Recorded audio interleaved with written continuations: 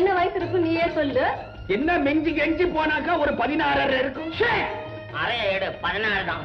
அப்பாட்டா அப்பாட்டா அவர் உன்னை புக் பண்ண வந்திருக்கார் நாடகத்துக்கு.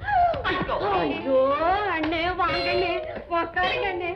அண்ணே நீங்க கன்னத்துல 2 அடி அடிங்கோ பொறுத்துக்குவோம். நம்ம வயசு மட்டும் கேட்காதீங்க, நமக்கு கோபம் வரும். நான் தான் நேர்லயே பாத்துட்டேன். வயசு இருக்கு.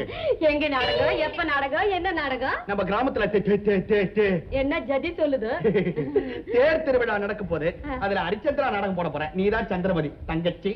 நீ எவ்வளவு பணம் கேட்க போற? நம்ம ஊருக்கு ஏத்த மாதிரி வாங்குது. நம்ம சின்ன ஊருங்க. நீங்க பாத்து கொடுங்க. ஒரு 75.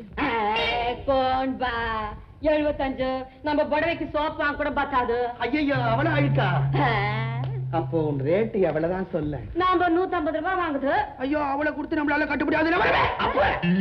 என்ன அப்ப பொம்பளை பிள்ளை கிட்ட இவ்வளவு கோவம் இடிச்சான்னா அது சின்னஞ்சிருச்சு அப்படிதான் கேட்கும். நாம தான் அட்ஜஸ்ட் பண்ணிக்கணும். உங்க 2 பேருக்கு மத்தியசமா நான் ஒரு ரேட்டு சொல்லிட்டா 100 ரூபாய். இது நியாயமான ரேட்டு. அது போகட்டும், ஏதாவது அட்வான்ஸ் கொடுங்க. ஏதோ கோயிண்ட என்ன இப்ப இங்க கொடுக்குற? சவுண்ட் பார்ட்டின்னு தெரியறதுக்கு மோளை வச்சுக்கிறது தானே. 10 வருஷத்துக்கு முன்னாடி ஒரு பையன் நச்சு இல்லாதவன் சொல்லிட்டான். அதனாலதான் எப்பவும் ஒரு 100 ரூபாய்க்கு சில்லறைய மாத்தி போட்டு கொலுக்கோன்னு குலுக்கினே வர்றேன். குலுக்குனாவே சவுண்ட் தான். எந்த கோயிந்தா 25 வச்சுக்கோ. கோன் பா 50 ரூபாய் கொடுக்கப்படாது. அங்கவா கொடுக்குறேன். ஆரிதாரம் பூசறதுக்கு முன்னாடி நம்ம கைக்கு பணம் வரணும். நீ மூஞ்சில கை வை, நான் சில்லறையில அடிப்பேன். மாயாண்டி அப்பாட்டா அண்ணனுக்கு போன் விட்டா பீடா பண்ணுவான். ஆண்டாளே அவ